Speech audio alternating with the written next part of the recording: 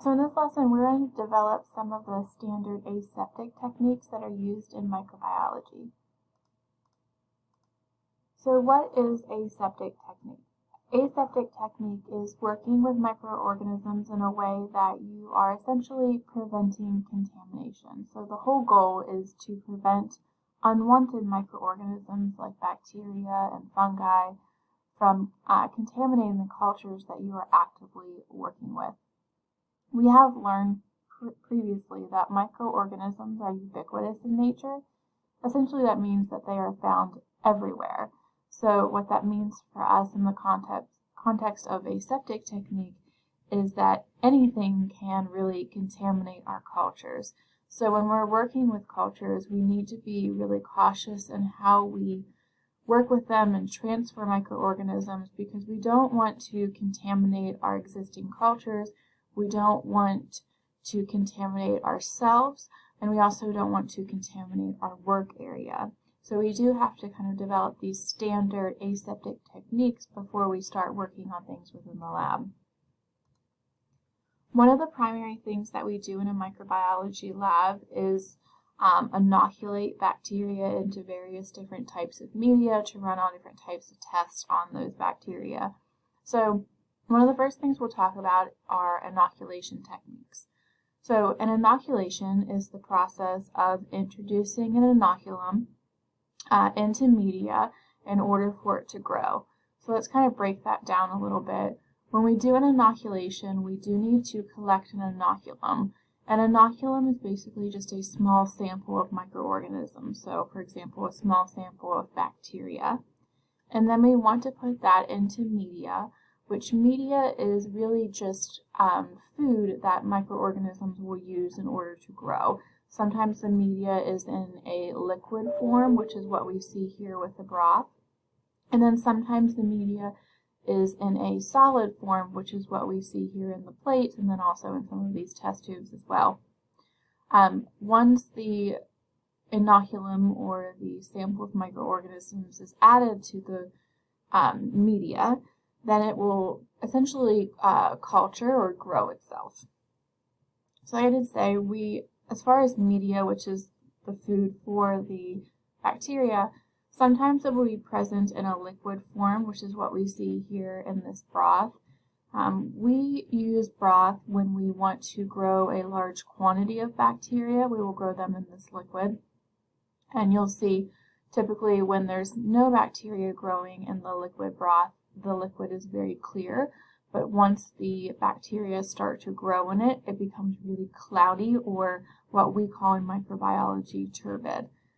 We also use liquid broth when we want to look at growth patterns, specifically when we want to look at things like oxygen utilization, because if you put bacteria in a liquid broth and they do not use oxygen, they will typically grow here at the bottom where they're not exposed to any free oxygen. However, if they are aerobic bacteria and require oxygen to grow, they will typically grow at the top surface here where they're directly exposed to oxygen. So that's what we kind of mean when we talk about growth patterns in broth. Then we do have solid media. So solid media is actually infused with this substance that comes from algae called agar, and all it really is a solidifying agent. So whether it's a liquid or a solid, it will have the same types of nutrients. It's just that the solid form also has this agar substance to solidify it so the bacteria can grow on the surface of the solid. And we have various different types of solid media. Definitely the most common used are the Petri dish plates. So the solid media will be at the bottom, then obviously with just a clear plastic lid at the top. We do have slant agar, which is where there's a solid media that kind of runs on a slant inside of a test tube. We'll use this later on the semester when we do a citrate agar test. And then we also have agar deeps. We use one of these later on the semester called a sim test. In this, the solid media is kind of like unset jello, so it's not a complete solid but not a complete liquid. We typically do stab inoculations with this type of media, And in the sim test, we can actually stab inoculate them and see if the bacteria can move outwards from the stab line, which tells us about their ability to move and the presence of flagella.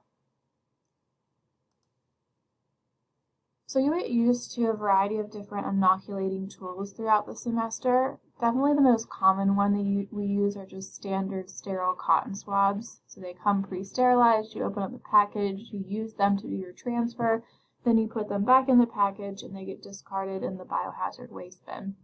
But we also have reusable tools called inoculating loops and inoculating needles. So this is a picture of an inoculating loop. It's just this metal transfer tool, but we can see at the end how there's a little loop. That's what you would use to collect the bacteria with. Needles are the same. It's just at the end, instead of having a loop, it'll just be a straight needle. But you would use these to transfer bacteria to different plates or test tubes or onto a microscope slide. With these, because they are reusable, they have to be sterilized before you use them and then after you use them.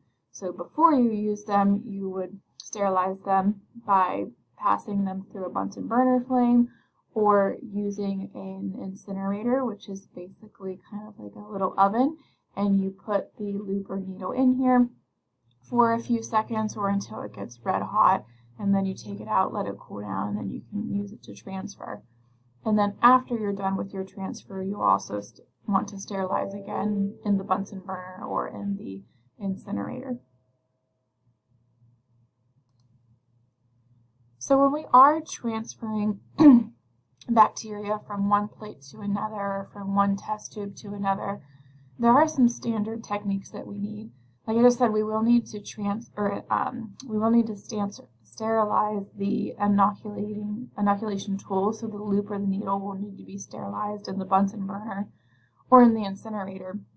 But also when you're working with the plates and test tubes, you need to use certain techniques with those. So anytime you are working with a Petri dish plate, whether you're collecting bacteria from a sample or moving bacteria into a sterile plate to grow a new culture, anytime you work with a Petri dish plate, you never want to open the lid all the way. You only crack it open and use the lid as a shield because we want to prevent airborne contamination.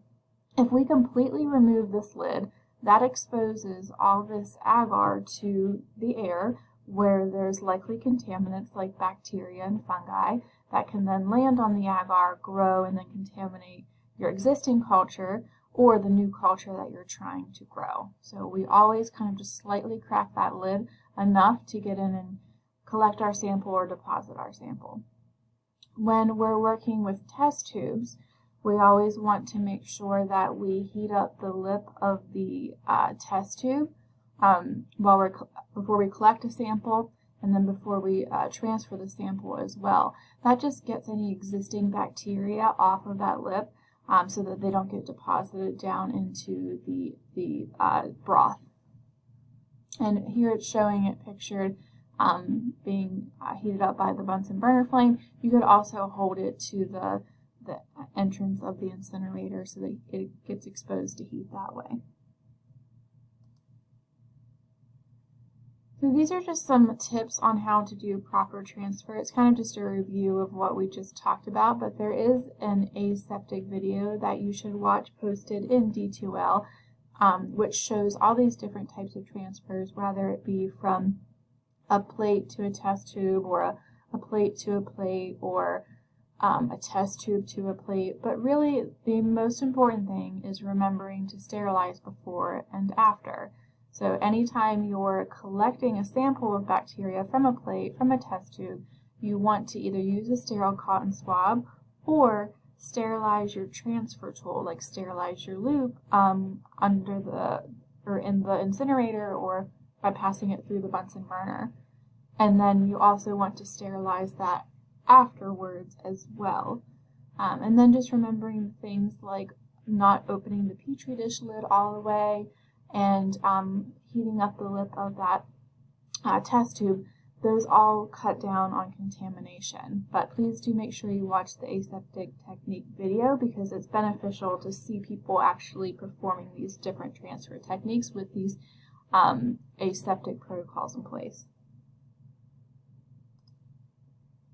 Anytime we inoculate a plate with bacteria, we always want to make sure that we also parafilm the plate.